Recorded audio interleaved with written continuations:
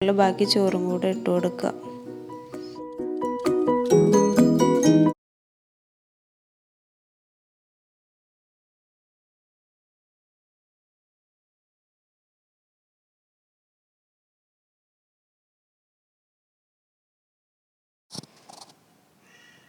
ഇനി ഏറ്റവും മുകളിലായിട്ട് ഒരു ചെറുനാരങ്ങയുടെ പകുതി പിഴിഞ്ഞു കൊടുത്തിട്ടുണ്ട്.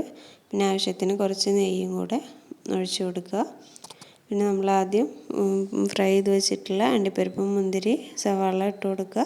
കുറച്ച് മല്ലിയിലയും പുതിനയും കൂടെ വിതറി കൊടുക്കുക. 1 ടീസ്പൂണ് ഗരം മസാല പൊടി കൂടെ മുകളിലൊന്ന് വിതറി കൊടുക്കുക. എന്നിട്ട് അടച്ചു വെച്ചിട്ട് നല്ല ചെറിയ തീയിൽ ഒരു 30-35 മിനിറ്റ് ദമ്മാവാൻ വേണ്ടി വെക്കുക. ശേഷം നമുക്ക് തുറന്നിട്ട് ഒരു വലിയ പാത്രം കൊണ്ട് ഇങ്ങനെ ചെരിച്ച് വേണം വിളമ്പാൻ. നമ്മൾ കുത്തിയെടുക്കുമ്പോൾ പെട്ടെന്ന് നല്ല സെപ്പറേറ്റ് ആയിട്ട് കിട്ടില്ല. നെയ്ച്ചോറ് വിളമ്പുമ്പോൾ എപ്പോഴും നമ്മൾ സൈഡിൽ നിന്ന് ചെരിച്ചിട്ട് വേണം ഇളക്കിയെടുക്കാൻ. അപ്പോൾ എല്ലാവരും ട്രൈ ചെയ്ത് നോക്കുക. നിങ്ങളുടെ ഫീഡ്ബാക്ക് താഴെയുള്ള കമൻറ്റ് ബോക്സിൽ എഴുതി അറിയിക്കുക. നല്ല എളുപ്പത്തിൽ നല്ല ടേസ്റ്റിൽ ഉണ്ടാക്കിയെടുക്കാൻ പറ്റുന്ന ഒരു ബിരിയാണിയാണ്. എല്ലാവരും ട്രൈ ചെയ്ത് നോക്കണം. നിങ്ങൾക്ക് ഇഷ്ടപ്പെട്ടാൽ ലൈക്ക് ചെയ്യാൻ മറക്കരുത്. പിന്നെ എൻ്റെ ചാനൽ സബ്സ്ക്രൈബ് ചെയ്യാനും. Thank you.